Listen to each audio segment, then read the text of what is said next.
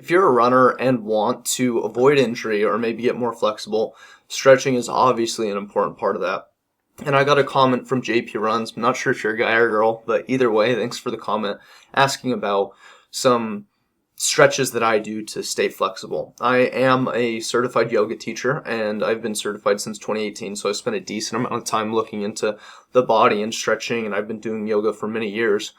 And I'm pretty flexible, especially I'm not the most muscular guy in the world, but I have a decent amount of muscle, and so that can cause tightness and get in the way of flexibility. And I run a lot, and I can almost do the full splits, and I can put my palms to the floor when I bend over and touch my toes, right? So I have a decent amount of flexibility, especially compared to guys. I mean, most girls beat me in flexibility, but that's just kind of how we are, right? And so, but I'm pretty proud of my flexibility, and I believe that's a big part of why I've been able to avoid a lot of injuries with the crazy things I've done. So I want to talk about how to implement stretching that makes it super simple, that shouldn't really add a whole lot of time to your training schedule. Because I love my hour-long or 30-minute long yoga stretch sessions. I also understand I'm single. I don't have a family. My job is somewhat flexible in the fact that I can plan my own schedule to some degree. And so I have a little bit more time than other people, but in general, I don't like the excuse, obviously, if I don't have enough time. I'm going to talk about how we can still kind of use that excuse to implement stretching, though. So if you're not going to fit in 2 or 3 hour-long or 40-minute yoga sessions in a week, then what I think is best case for that situation is you run half a mile or a mile less than you planned on your run, and you stretch for about 7 to 10 minutes.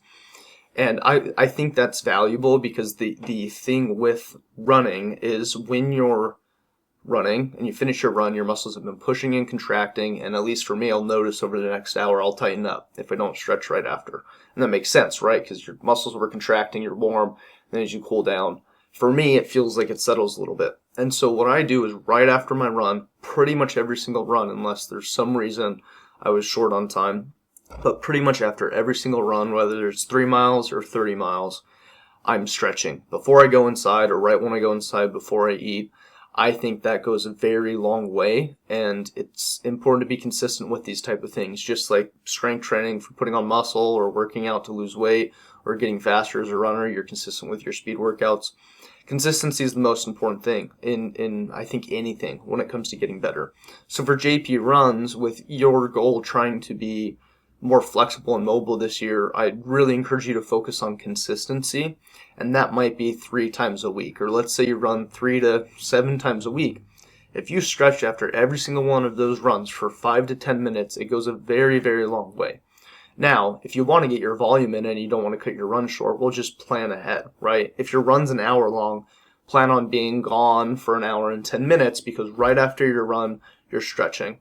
And it takes discipline just like your run does, but if you're able to run, you're able to be consistent with stretching. So I think that's one easy way to just implement it right away. You're stretching after every run, 10 minutes on every single time after a run. Even if you run 3 hours, like 3 times a week, that's 30 minutes a week, and that compounds over time. And so super easy way if you don't have the time. Now, you could just make the time and you know it's valuable enough, so implement it. Or I'm one of those people that I feel like I'm not running, like I run 4 to 6 days a week on my days off, or in the evenings I stretch for 30 minutes to an hour. So anyways, hopefully that helps. It's just like, do it right after your run. You're already exercising. That's the last thing you do, and then you can move on with your day. When it comes to general stretches, I'm holding anywhere from 36 or 30 seconds to like a minute, sometimes longer if I'm doing a longer session. But I want to talk about some just simple stretches that I think you can implement in this like 5 to 10 minute stretching session after your run. And I'm going to zoom out my camera. I don't have the best setup for this, but I just want to be able to show you some of these things and demonstrate it. And hopefully you kind of already know how some of these stretches work. But very simple one is just a quad stretch. So I'm taking my right hand, grabbing my right ankle, and pulling my heel into my butt, right?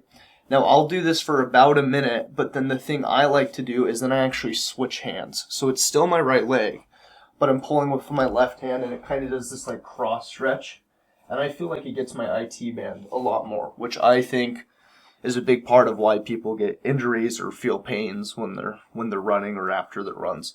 So I do that each leg, right? I'm switching hands, and then just a very simple forward fold, right? I know you can't see everything, but I'm actually kind of pushing my butt back like I'm doing an RDL, if you're familiar with that, or some sort of hamstring exercise. I'm hinging at my hips because I want my back flat. I don't want to like round. That's not good for the back, and you're not going to get as much of a stretch as you're looking for.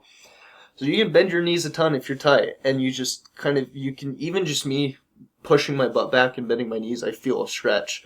And if you want to take it deeper, you go all the way down or as far as you can, and you hold that. Hamstrings, right? We use those when we run. Quads, we use those when we run.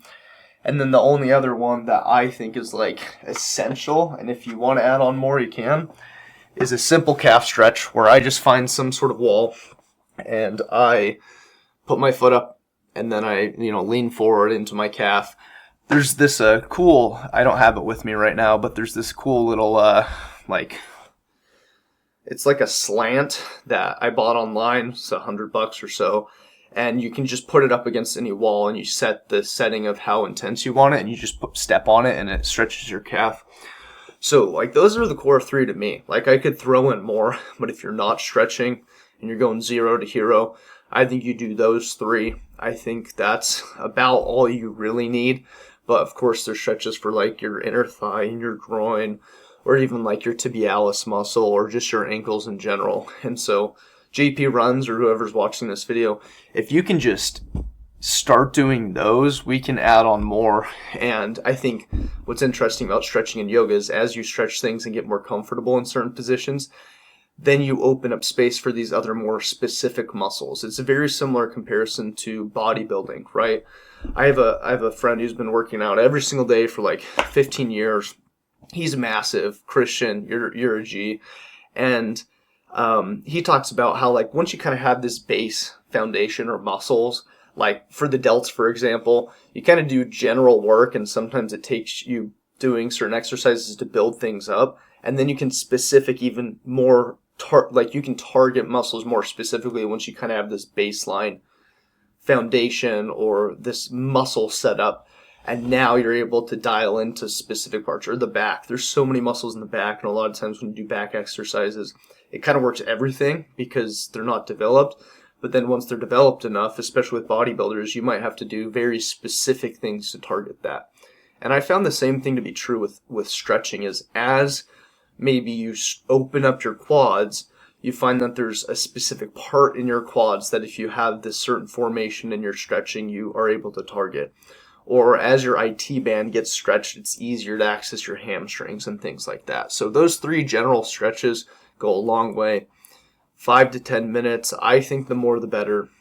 But I just disagree with like the idea that you shouldn't be flexible, or you don't want to stretch as a runner. I disagree. Now maybe you're not trying to do crazy gymnastics like where you can put your like foot behind your head and things like that, but the stretching is going to help. Even if you don't get more flexible, you stop getting less flexible and too tight, if that makes sense. So JP runs, I appreciate the comment. Hopefully that helps, and feel free to mention if there's anything else you're looking for. And then I just always look up YouTube videos online. Even as a yoga teacher, when I'm doing a longer session, I don't want to think about it.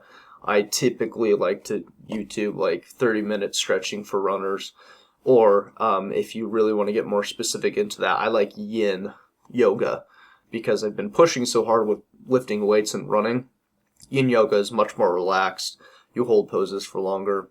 And I guess I could probably do some videos on some classes at some point. So I hope that helps with your comment. I think it's a great goal to be more flexible this year.